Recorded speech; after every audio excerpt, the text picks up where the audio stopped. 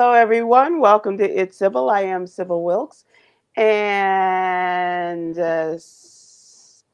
feeling like Mars is in retrograde kind of Tuesday. How about you guys? How are you? Hello, Cameron.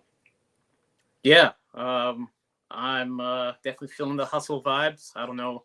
I'd have to ask Miss Astrology if that's what Mars does. Mars is a planet of war, so probably. But anyway, yeah, feeling the hustle vibes for sure.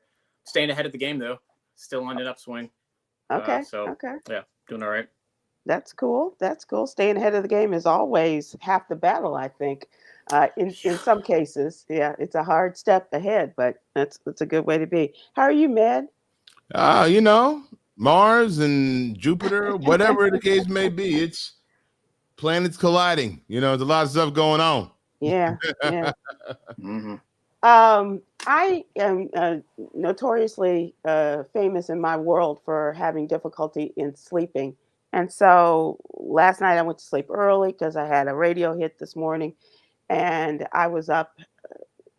I went to sleep early with the intention of finishing some work. I fell asleep and woke up at 1:30 and was not able to go back to sleep, right? Hate when that happens. Yeah. Yep. And when I did go back to sleep after my radio hit, I had some disturbing news. So I hit Med and we were going back and forth. And finally, I was able to go back to sleep, but it wasn't enough. So when I got up to do some more work today, I went about my day and I was going to go to yoga. And then I was like, no, I should just take a nap. And I said, no, go to yoga. You'll feel better for it. And I didn't. But I'm sorry about that. That stinks. Hey. But I did come home and I took a nap. And did I sleep? Oh my God. Okay. So much so that I still feel a little kind of drunk with sleep. Mm-hmm. But good. Ahmed, I know how you feel. Yeah, man. Look, I purposely went to sleep today. Took a nap. I had a long day today, long 2 days. Yeah. And, when it comes to just dealing with the morning show stuff and preparing for a hiatus that we have coming up, and then we here in Atlanta we had birthday bash last week, and BET Awards is this week that my team is covering, and then next week you have Essence, 4th of July, and then we're off for a week. So it's like when you have all that, it's the preparation and the getting ready for, and it's like rush. Yeah, the hiatus needs to come and hurry up and get here. But yeah, no, it's been a crazy few days. So I understand what you're saying, and like today was just one of those days where I'm going to take a nap on purpose. I'm not gonna let it take me like it usually does. I'm going to go right. and meet it. I'm gonna meet it where I need to meet it in the bed. I'm gonna take a nap. Yeah. This took me because I was like, well, I'll lay here, but I'll get some work done. And oh no. I have alarms set up all afternoon. My friends will tell you, she's got this alarming, just annoying alarm clock noise, and I would just hit and go right back to sleep. Yeah, no, you gotta make sure your phone is on the other side of the room where it goes off and you have to get up out of the bed to go and turn it off. So, Matt, you're talking about my life in the old days, right? But it's a different day now. I don't. Oh no, I understand. I understand. The worst thing you can do is have that alarm in the bed with you. Yeah. And you're like, yeah, okay. I got you. I'll be right with you. I'll be right there. Yeah. 8 minutes at a time, baby. Boo! Yes. That was give me 60 more. Boom, boom. Generation. Let's go. Yeah. So what's your answer for that, Cameron? Do you have alarm clocks set for you when you have early morning or late night appointments or things to do? Yeah. I mean, I set an alarm. I've been trying to just more so rely on my biological clock these days, but I'm not a snoozer. When the alarm goes off, I'm up. That is just a very vicious cycle. It is. It's very vicious. It is vicious. But when that sleep says, go back to sleep, it just kind of and that REM takes you within 3 minutes of the snooze. Right. And it's like, okay. I'm out. Come on. Ain't nothing worse. Like, I can go back to sleep in 2 minutes that fast. REM. And that never happens for me because my mind is always going and going and going. Today I had nothing. Everything was just clear the deck. Wow. And it was just done. So I just had I can lock and load. Yeah. Yeah, yeah. So that was my day. I see the weather has calmed down a little bit in Chicago as far as the temperatures are concerned. Cameron, how are things today? Today things are still like floating within that like 70 to 90 range. We had thunderstorms last night, thunderstorms early this morning with a little bit more rain coming up this week. It seems like the August has like arrived in like late June, which I'm not here for personally. Right. It's like one of those walk outside and instantly sweat kind of things. Yeah. Yeah. Yeah. Luckily, I've gone from garage to garage. I've kept it like that. I went to go pick up my son from camp today, and I was like, I'm supposed to get out of my car to go like to the door and like knock on the door to let them know that we're here because I got there like first. And I'm like, I'm gonna sit here and wait until one of them opened the door. And oh, wow. Sat there, I did. I'm not getting out of the car. I will wait until they open the door. It's too hot. Not today. 96. We're not doing it. We're not doing it. Nope. And I am back on the road these days, though, Sybil. My driver's license was frozen for about like 5 years. I had a little state-related issue. You had an issue with the state. Yeah, but I am back to being a motorist now. How is that after public transportation for the last few years? Oh, man. I mean, I'm glad that like 2 hours of my day is being taken from me every day. That's great. But yeah, these new generation motorists, I don't know who they are, but they are some tough customers. Let me tell you that. Yeah. Luckily, I am an aggressively defensive driver. So I go the speed limit. I make full stops at stop signs. And because it's warm, I can like hang my hand out of the window and just, kind of just like do one of these. Go ahead, go ahead. Like, right. Like, go I around ain't me. No rush. Go around me. Don't worry about me. Let me do me. Right. Look at my own pace. I'm an aggressive driver, but God is really looking out for me because I had to get a car last year and I got a used car and it has no horn. And so that has really saved my life. Because I have been in enough situations lately. I'm like, and that's just it, So you can just work that area and feel good about it. Oh my God. Almost. And then people look like, what's going on? Nothing. Just a little mute car. You know what I'm saying? But I think it has really saved my life because the aggressive horn hitting that I was doing, I might have made some gestures and some things along with the horn that people would have taken offense to. Right. I cannot see that, but I am glad that you have shared it. I can. It's the real mild ones that you get behind the car. Boy, let me tell you something. That hey, ain't nothing that can turn you from mild mannered to Incredible Hulk. And driving and dealing with bad traffic, but dealing with other bad drivers. Oh no. And there's nothing, Cameron. Look at there. Boom, right there. On cue in the car. In Los Angeles. In Los Angeles, no less. Oh my God. Yeah, I know this is the worst traffic in the country. He's like, actually, I'm moving right now. Don't look now. We are in traffic right now. We're moving. Okay. Jesus. We're moving at LA speed. Los Angeles is the first time I saw purple on a GPS. I was like, yo, what color is this? Like, that's amazing. Deep blood red. I was like, wow. That's funny. Hey, Damon, how you doing? Fantastic. How's everybody, family? I was just regaling everyone with my tales of sleep today and sleep deprivation and what it did to me. I'm not a napper, but today I was forced to be, and I was just knocked out. Hey, yeah. They say naps will make you live longer, less chance of heart attacks and such. So start napping. I had a heart attack when I woke up and I looked at the time, and then I'm like, oh God, Yolanda is going to kill me. So Damon, you're in LA for business? Yeah, it's BET Awards week, so the BET experience is this week, and actually I was supposed to be here last night, but I did the dum-dum on my flight. I won't even explain to y'all what I did, but I ended up getting a 10 p.m. flight last night. But when we got to the airport, they wanted to volunteer for $800. So I went back home. So we flew out today. Yeah, so I'm doing a show with Mike Epps and G Thang for his birthday tonight at a place, Coenga, and then tomorrow night Chris Spencer has the BET Experience at the Miracle Theater, part of the Comedy Block Party. Yeah. Oh, congratulations! That's a lot of fun. Yeah, but not a lot of funds. You know, they don't pay out here. This is a comedy. Oh, I know. Because for years, you know, BET when comedians, you guys were appearing on BET in the comedy show, and you guys got like $1.50.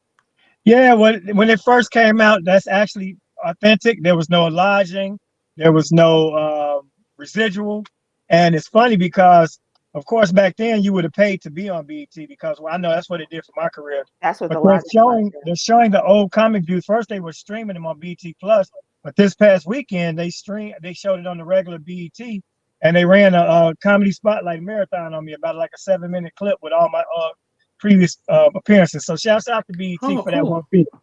Nice. Very nice. That was shown like on BET, the network, not BET Plus.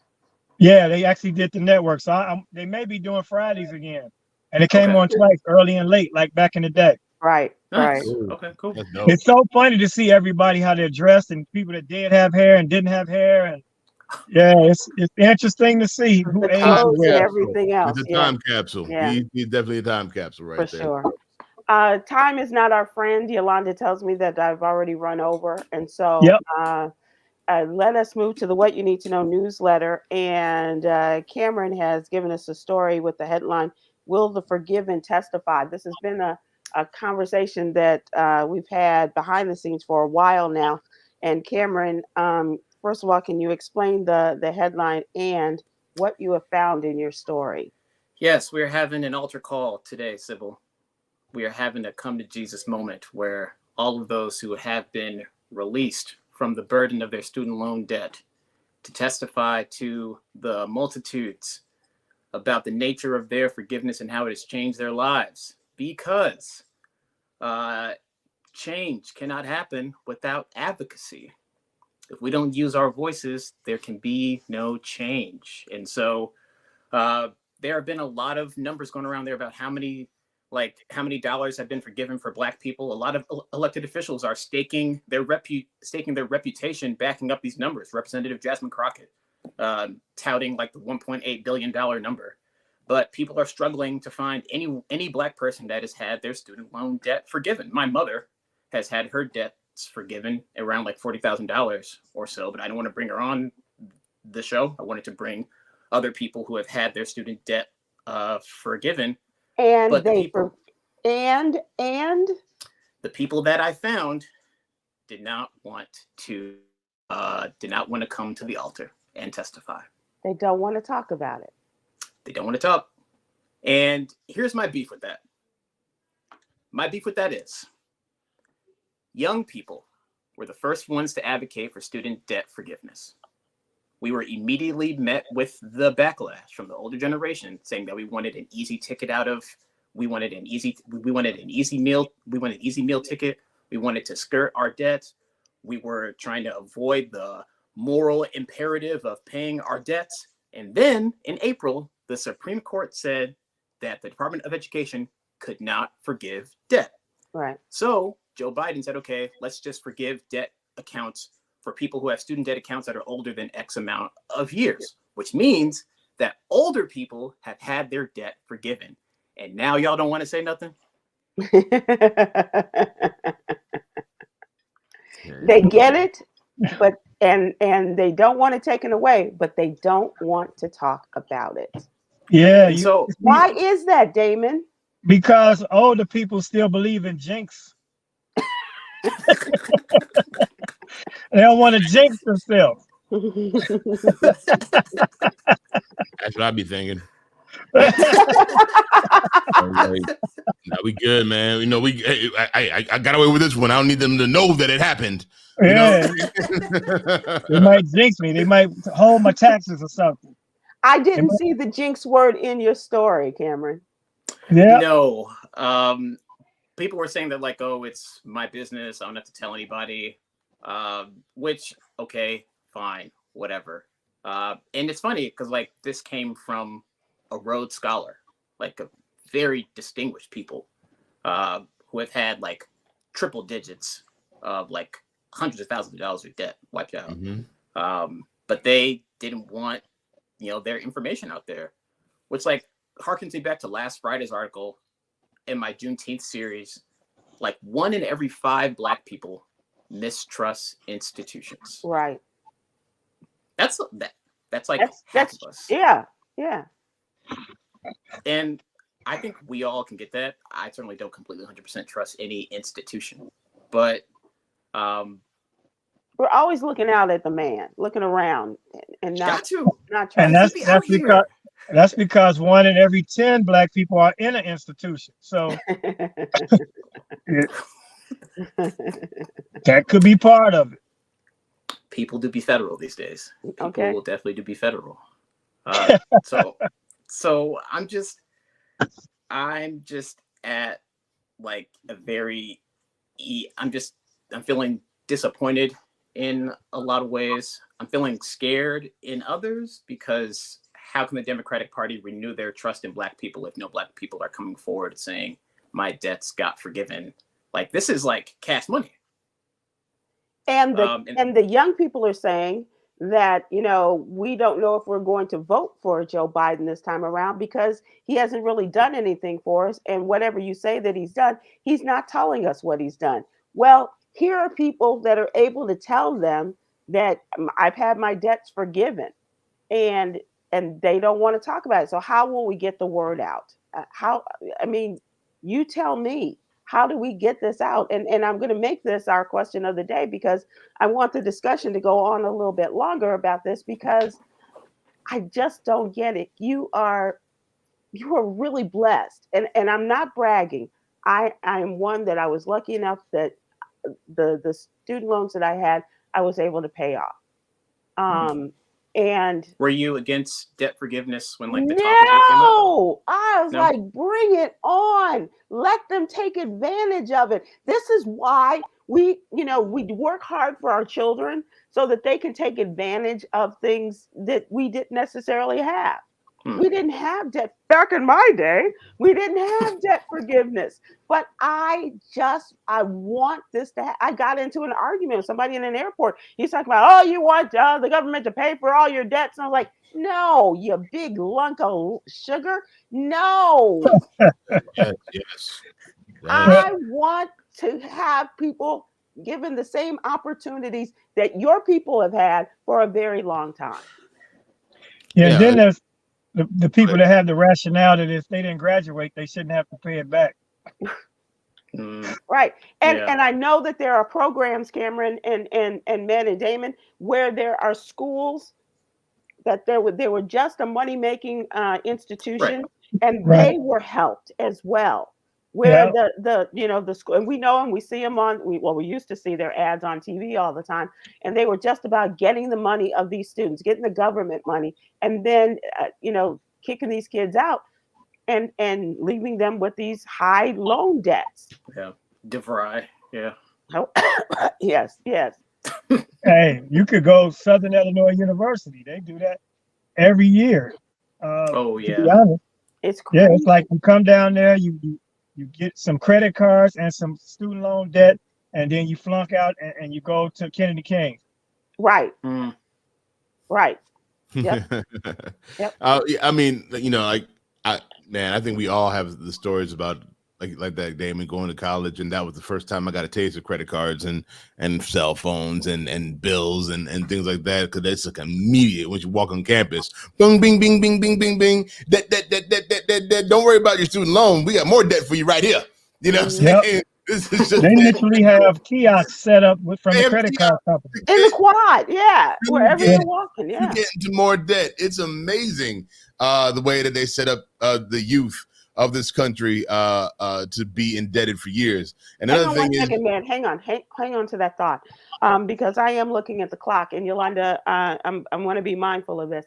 So the question, as Khameron continues to tell his story, about the people who have benefited from these loans are not willing to talk about it. I want to open up the lines here for people to talk about, have your student loans been forgiven? Have you talked about it? Why or why not? And if you, and wherever you are, why do you think people are not talking about it? This is something. I mean, you can just cross your name off and say, you know, I'm X from Punxsutawney, Pennsylvania, whatever it is. But just let us know that you're out there and help us to understand this, because I'm still having a hard time. And I know people, I know them very well, and they don't want to talk about it. All right. Yeah, I see Darnell up there. He that's quite a sum, sir. That's quite a sum that you have up there. But what I've also seen is that before I started going on in that direction, was that I've seen some people say that it's been forgiven, but there's like another side of the forgiveness where it's like just a different way of of paying a debt back. You know what I'm saying? Consolidated. So I've seen that as well, where it's like it wasn't really forgiven. You know what I'm saying? It was forgiven, but it wasn't forgiven because I feel like I'm still paying it back. Okay, so explain that.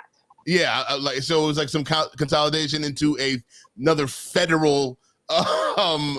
I didn't understand. I just saw highlight of it. I'm like, interesting. Okay, I didn't dive into it. But the crazy thing is that you have Republicans, conservatives who have had their debt forgiven, and they definitely won't speak on it. Why? Because it goes up against Biden. Everything that outside of just Biden helping them out, it goes against what the conservatives want to do. You know what I'm saying? Yeah, so they want to take and build themselves up and pull themselves up by their bootstraps. I'll take that forgiveness, but I'm definitely not going to mention it around my friends. Woo, we can't have. Yeah, like and debt propaganda.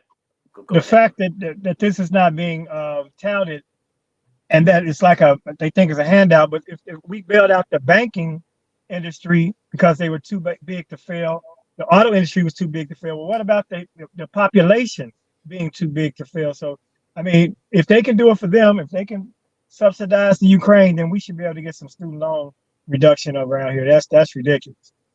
And that's the issue, Khameron. And I don't know if people are telling you that in your discussion with them, but it saddens me, and I have to accept it because that's the way they feel. And that's it. I'm not gonna discuss this anymore. That's just the way it is. And have a nice day. We don't have to talk about this anymore. Well, yeah.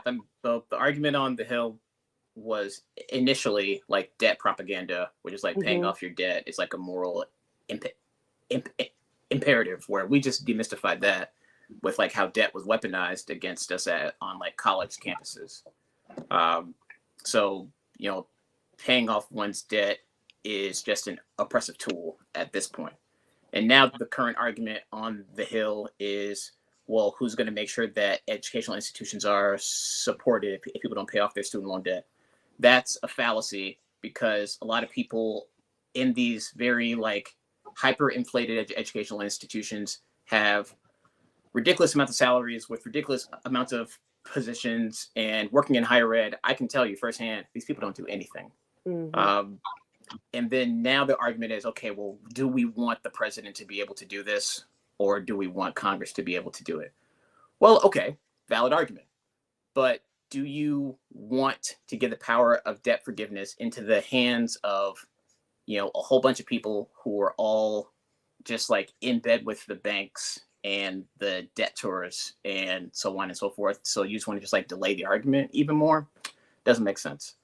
And when this first started, and when the Supreme Court said no to the debt forgiveness through the education department, then a lot of people are like, well, we ought to look at the schools and the prices that they're paying. Well, where were you years ago when my mama was trying to help me get through Northwestern, and we did have to take out loans in order to complete that.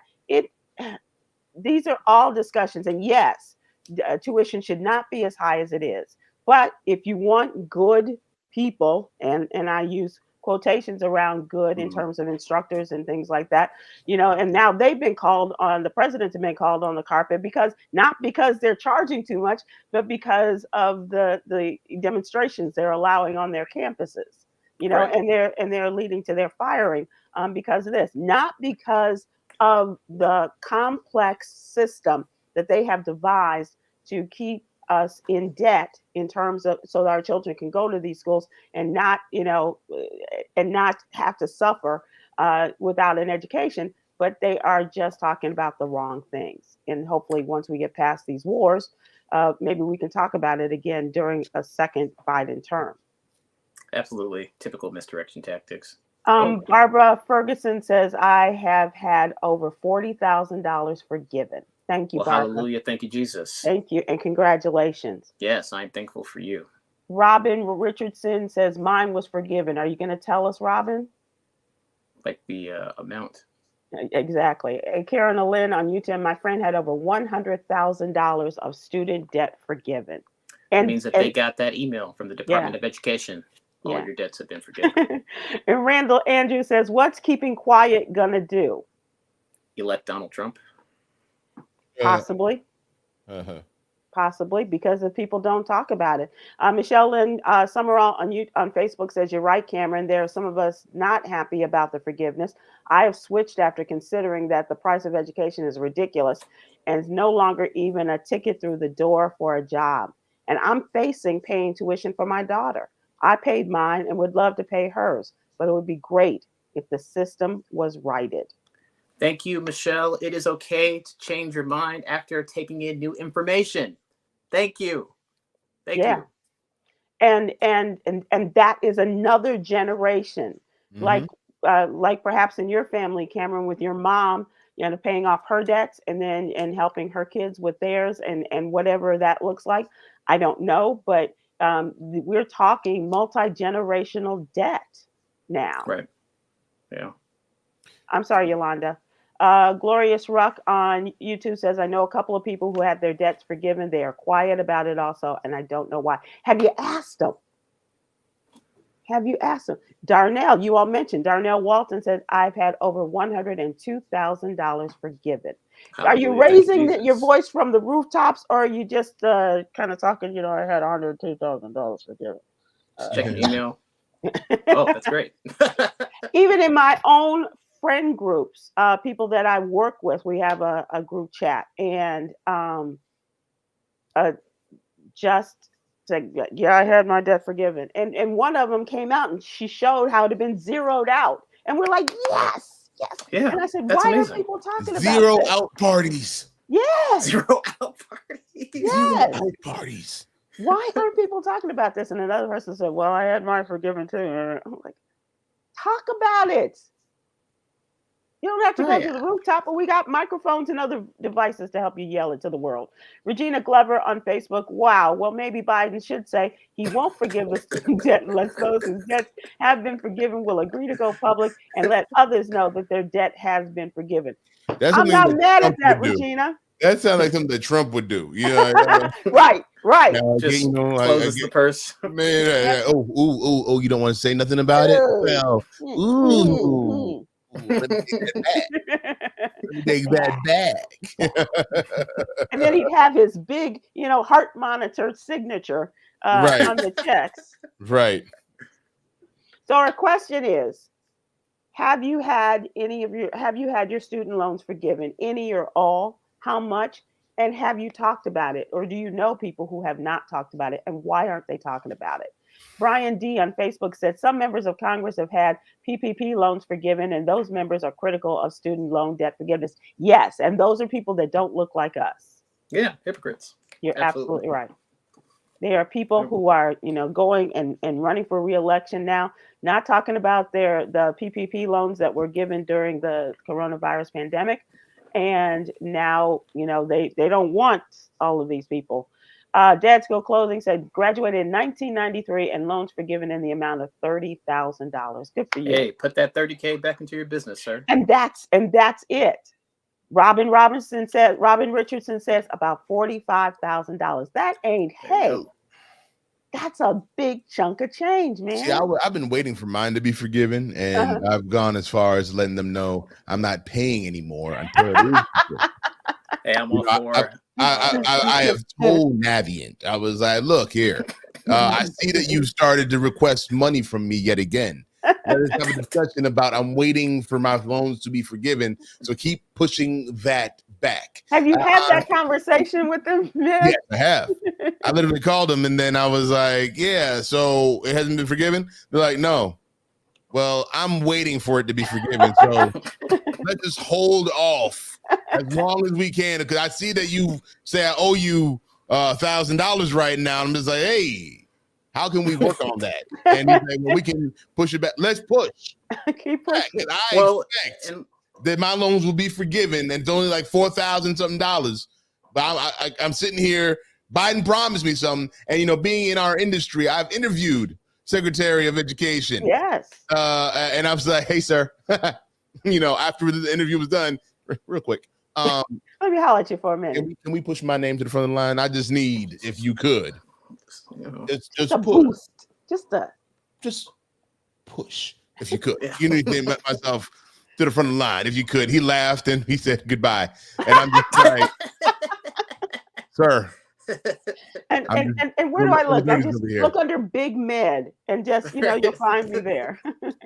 just push me to the front of the line. I'm not asking for much. Mine's not even that big. I've paid most of mine off. Right. Just go ahead and just push, because now that I just feel like that last 4,000, I shouldn't have to deal with. Right. Because that 4,000 was like, that was a big thing. That's what the Supreme Court got away. I'm like, right. Man, it's gonna cover my last 4. Right. I want Sybil, Khameron, I want my last 4. I'm leaving here with something. Hey, you're gonna do like a Denzel Washington and take over the Department of Education building like he did at the hospital. Absolutely. I'm leaving here with something. and we're standing there, Khameron, in front of the camera talking to the police. You like Med? He's a good guy.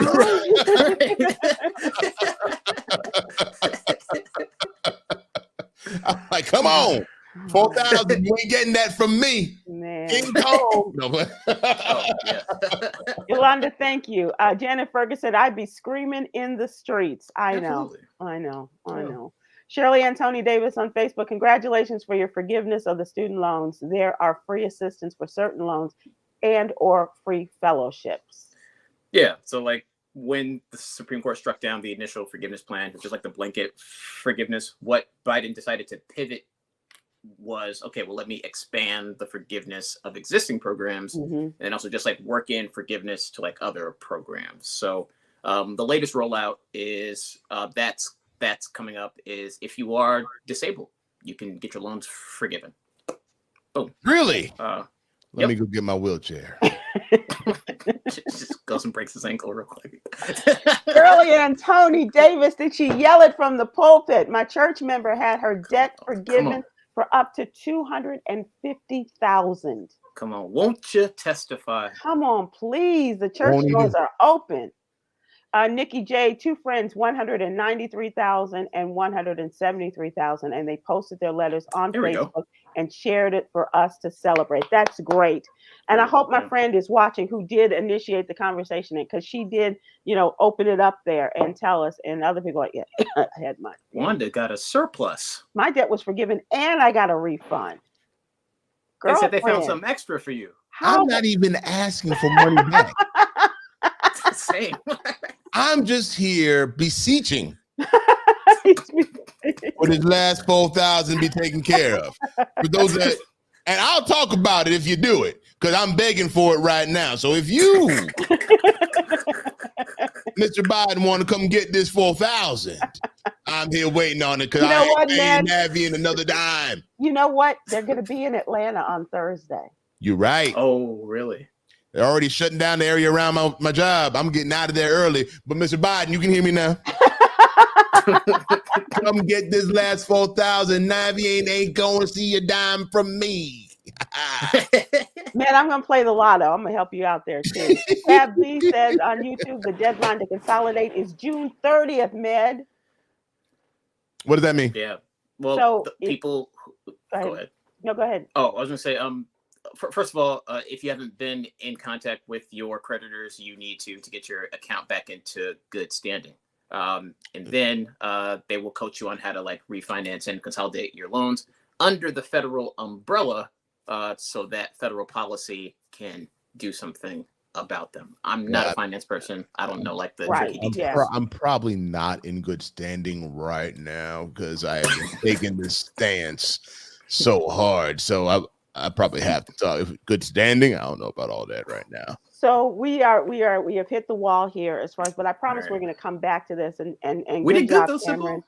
We did good. We're good. It's in terms of time, but we do need to revisit this, and I promise we will in the newsletter. And we're now like 4 months away from the election. Thursday night is the first of 2 debates. That's why he's going to be in Atlanta. It's this Thursday. This Thursday, yeah. Oh God. June 27th. Okay. Old man yelling. Well, it's going to be interesting. But you don't have to watch it. I'll watch it for you, and then we'll talk about it the next day, I promise. I'll watch.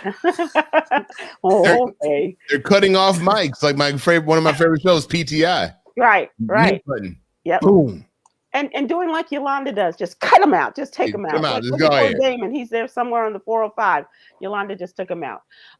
Let's move to trending topics. And we know that Damon is in Los Angeles doing BET stuff, and wish him luck with that. Obviously, that's a great opportunity for him.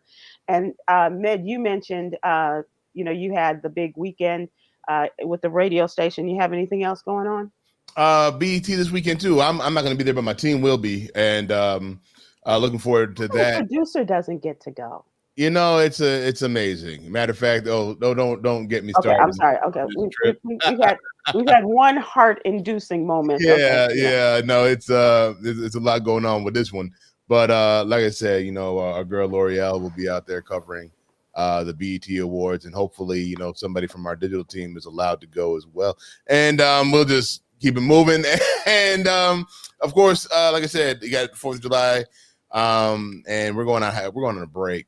We're going to go on a break. We've been doing a lot of good stuff, and so we deserve a break. And break for the 4th of July break, or yeah. Well, see, you know what? I'm savvy when I ask for, because all the shows, syndicated shows, get to take a break. And I was like, well, 4th of July falls on a Thursday. Friday, we're not going to be there. Let's get the following week off, and let's go and extend this. Nice. Let's go. So we're looking forward to that. It's time to kind of recharge and get going again. After that, I'll be in Chicago that week to be around my in-laws and friends, and so let's to go. Be in the old stomping grounds. Yeah, it's always fun. Always fun. Khameron, you got anything going on? Ooh, were you at the big not cosplay convention in Chicago this past weekend? No, but last weekend I was helping one of my friends conclude their LARP, so that was pretty fun.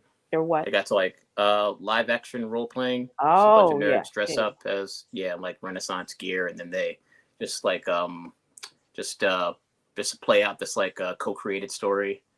I got to assassinate some people and like shoot nerds with Nerf guns. That was fun. Yes, I just feel like that deserves a little bit more time. Nope, we don't have any more time. Sorry. I have questions. Right, Yogi? I have questions. The LARP. I feel like I'm a blurred. You know what I'm saying? And you've never LARPed before? I have never LARPed before, and I don't know. You probably have LARPed, but you called it something else with your wife. As we move on. I'm just saying. Freaknik lives. So today is election day in New York. Have y'all been watching the congressional election in New York involving Jamal Bowman, the Democrat, who is in a heavy and hot contest for the Democratic nomination? He could lose the nomination against a Westchester County executive by the name of George Latimer. It's a very, very Democratic congressional district. And this race is being defined over the Israel-Gaza war. Really? The influence of pro-Israel groups and controversies about Bowman's past behavior. Jamal Bowman is a very progressive. He's like in the AOC and the Squad and Bernie Sanders kind of mode, right? More independent than he is Democratic.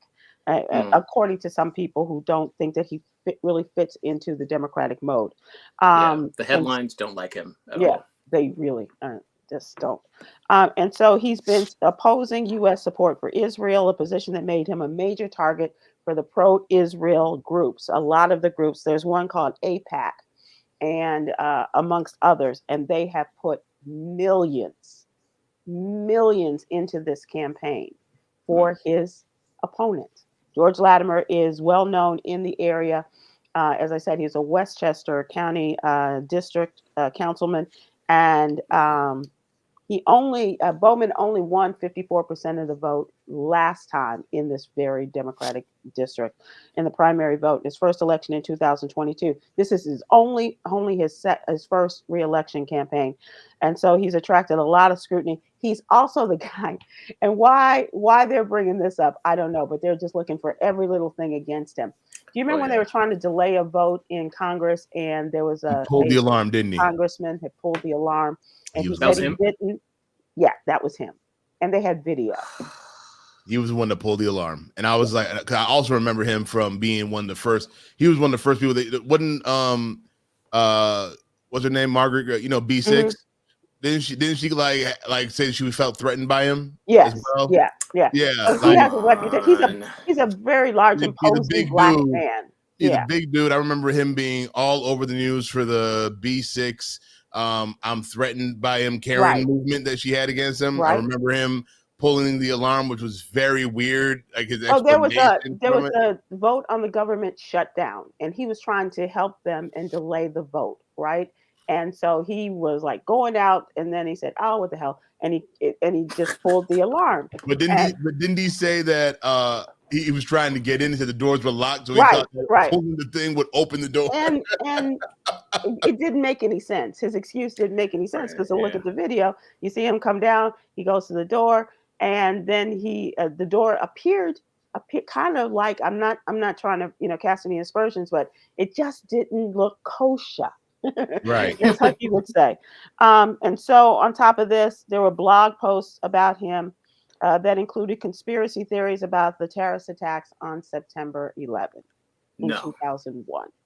All of this has helped boost his primary challenge from Latimer, who's also built up a strong local political reputation in Westchester, where 9 out of 10 of the voters live.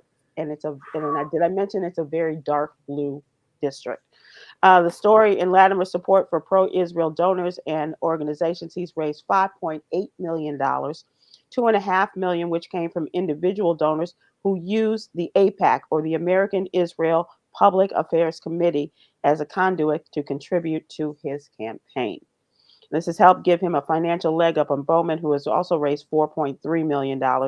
And the disparity grows when you look at the outside spending. Groups have spent almost $18 million either opposing Bowman or supporting Latimer in feeding ad companies. In the ads that are being spread throughout. And sound good for our guy, Mr. Bowman. No, it doesn't sound good for him right now. No, it doesn't. If he wins, it really will be it'll be the grace of God. Yes. that will get him through this. But he has had a lot of support. Like I said, the members of the squad, Alexandria Ocasio-Cortez, Bernie Sanders has come, Senator Warren from Massachusetts has come. All of the real independents and progressives have come out. But they need this seat. And I am so sure that, like the leader of the Democrats in the House have, come out and they've sat down and say, son, let's talk, just back up a little bit. Just give us a little breathing room and we'll support you. We'll be here for you. And he just he's like that kid and says, I don't need you. I got this and I'll show you. And that's the way it looks to those of us on the outside. Yeah. Like Democrats are trying to appear as rank and file as possible. And like they've even given AOC several high profile appointments. She hasn't been as outspoken as she normally has been. They've also been uplifting Representative Crockett, giving her some appointments on some committees as well. So I feel like, at least in my headcanon, Hakeem sat him down, brother. Yeah, that's what I'm brother. saying. The leader, as they call him, our leader, Yeah. they come and they say, I need you for this next round. When we come back together, we have to come back with a majority. Don't mess around. Don't try to dilute the vote, and let's just all come together and do this, because we're going to need a majority that we didn't have this last session, and it's going to make a big difference on the things that we can get done for the people. And some things that you want to get done, we'll put it at the top of the stack of papers. You'll go first. Yeah. Like the Democrats aren't making any like radical bold statements right now. What they're really just trying to do is just like dispel Republican misinformation, like Dr. Fauci created COVID or something like that. All of the nonsense that Marjorie Taylor Greene and the Oversight Committee and all of that and looking ridiculous. They are trying to remain as united and as normal as they possibly can, and he's not helping. I mean, but the thing about it is, I don't know if normal helps. You know what I'm saying? Because the megaphone over there on the conservative side is so loud, and the fear mongering works so well for them, because the blacks are coming, the browns are coming. You know what I'm saying? Like they do that, and it's like a call to arms to come to vote to protect ourselves from the browns and the blacks from ruining this country. So it's like y'all try to play it safe and try to play it as normal as possible. But that megaphone is calling and getting people charged up and ready to go. While on the liberal side, the Democratic side, you have people that are just not as interested in this process right now. They don't want any of this. They want politics as it used to be. It's never going to be that way again. Social media will never allow that to happen. Oh, it would just because I think he's a real social media maven. He knows how to play the game social media wise, but you're right. It's not gonna. I mean, a friend of mine said, I remember a time when we just didn't know anything, and I wanted us to go back to that. We just didn't know. If you didn't watch C-SPAN, you didn't know. You didn't know. And so you're just like, I'll vote. Okay, cool. Yeah. You vote based on what you saw, like at that debate. Oh, he don't sound that bright. I'm gonna vote the other way. Right. If you even get to the debate, you don't even need that. It's like you wake up in the middle of the night, you got this, and it's constant information or disinformation that's hitting you, whatever you feel like taking. Because if you like this information, it will come in and it will find you. Because I promise you, whatever your social media intake is, it ramps up at this time. And so whatever you want to see, you will be shown. You know what I'm saying? Whatever you want to believe, it will be shown. That's how this thing works. And, you're not going to get another side. You're not going to get another opinion. You're going to get the opinions that you want to see, you want to hear. And that's why social media is so dangerous around this time, because no one gets any information that helps them make a decision. It just reinforces whatever you're feeling. Yeah. And also, just like very, very quickly, like predictive AI models were also rolled out across the metaverse and across the Google suite. And so the algorithm is now trying to predict what it is that you might like. That's right. Based upon whatever your analytics are and where you tune in and who you watch and who you listen to, they're right on it. You're right. AI, and that's what I wrote about for tomorrow's newsletter, is that they are doing everything they can to make this president look as ineffective and as addled as they possibly can. And the Democrats are saying this isn't who he is. Here's an organization that is trying.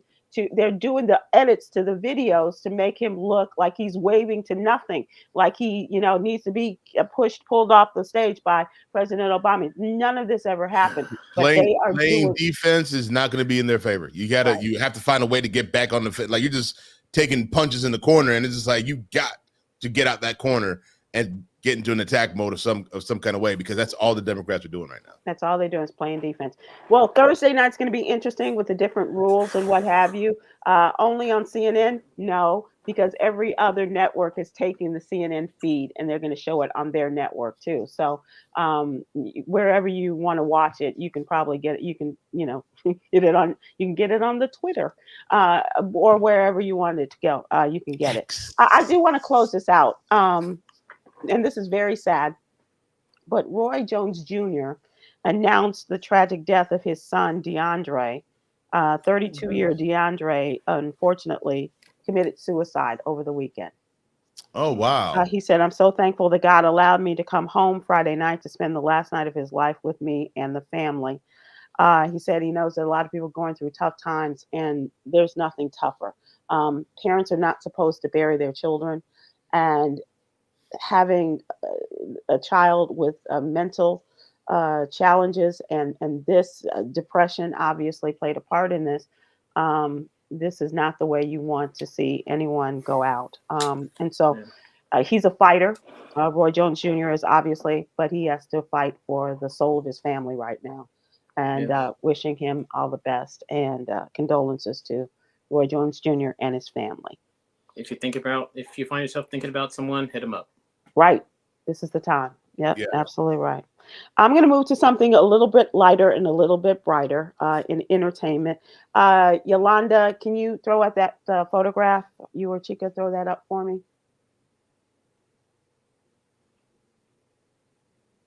Look at that face. You are looking at the face of the next Gerber baby. Come on, man. Wow.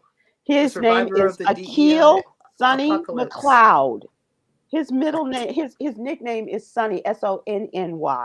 He is Akil Sonny McLeod, and you can see him in his yellow and white striped onesie, posing with his book. And he just celebrated his first birthday. Lives in Arizona with his mommy and daddy, Dominique, and Akil McLeod Sr. So he's Sonny Boy Jr. And he has his big sister Sage. And so he is going to be wherever you look and you see the normal Gerber baby products, you'll see Sonny's picture. All right. He is so adorable. Oh, I need that drool to be on there too. I Yeah. need it to be authentic. Because whenever you're feeding Gerber to babies, that drool is usually right there. That's right. Yeah, They're ready for it. With his little hint of teeth. Yeah. So how great is that? I just love that, and I'm congratulating to their family and to big sister Sage is always going to have. I was a Gerber baby. Yes, she's going to have that for the rest of their lives. Absolutely, and free Gerber. That's just another. Gerber products and some cash. Come on now. That's hey Gerber. Hey, look, adults can eat Gerber. I'll be like, look here, man. When times are tough. It's very nutrient dense. Yeah. Okay. So congratulations to the family. Combination. We can do something with it. and Sonny, may you be well, and may you always live the life of a Gerber baby. That's great. Absolutely. Let's close out with the jewel. Today's jewel is Yolanda is talking about forgiveness, and I'm finding it. Forgiveness is a powerful act of self-care, allowing you to release the burden of anger and resentment. Let me read that again. Forgiveness is a powerful act of self-care, allowing you to release the burden of anger and resentment. I don't resent nobody because I had a nap today and I'm good. I may not sleep tonight, but right now I'm good. Thank you, Khameron. Thank you, Ahmed. And break a leg out there, Damon, wherever you are. And we'll see you all again. Thank you all so much for participating. We're going to continue this topic, I promise. Testify. Okay? Step up to the church doors. Aloha.